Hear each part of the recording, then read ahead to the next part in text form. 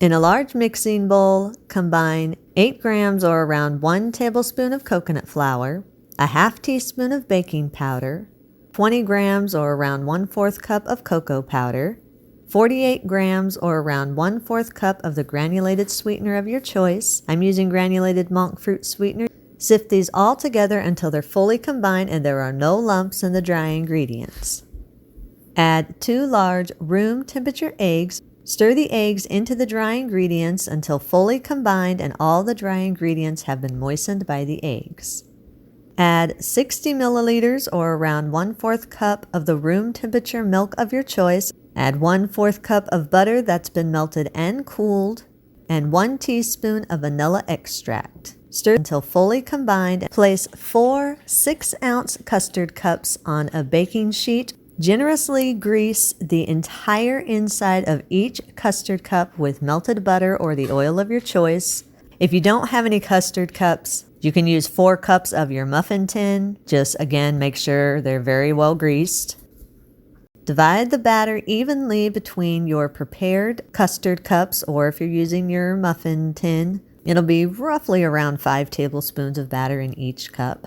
Then place the cups back onto your baking sheet. Then place them in your preheated oven.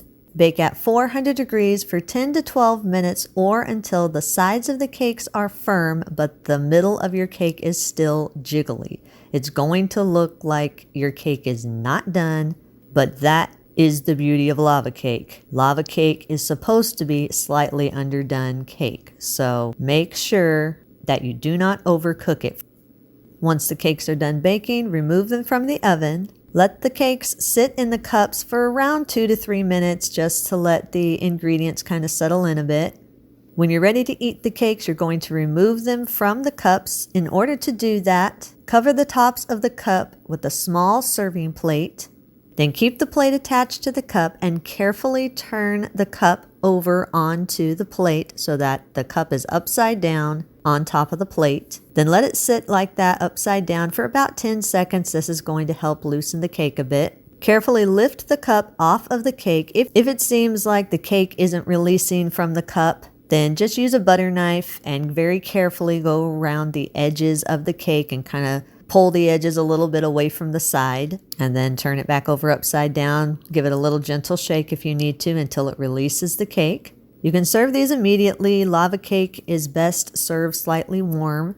If you want to, you can top your cake with a little bit of powdered sweetener or some extra chocolate sauce. If you do have any leftovers, allow them to cool completely and store them in an airtight container at room temperature for up to 3 days. If you do eat these later, rather than right as soon as they come out of the oven, then after you have released the cake from the custard cup or muffin cup, whatever you're using, and put it on a plate, microwave it on high for about 10 to 15 seconds or just until it's warm all the way through, and then you can put whatever toppings you're wanting on it. Now, just a heads up, if you do eat it later rather than right out of the oven, it may not have a very gooey center. It will still taste really good. It just, the center won't be quite as soft because coconut flour absorbs moisture. So the longer coconut flour cools, the more moisture it absorbs. So you will most likely want to put some warm chocolate sauce over the top of it. Also, if you do put chocolate sauce on it, whether you're eating it right out of the oven or you're eating it later, make sure you warm the chocolate sauce just a little bit. That way it melts into the cake and really gives you a nice gooey texture. Eat and enjoy.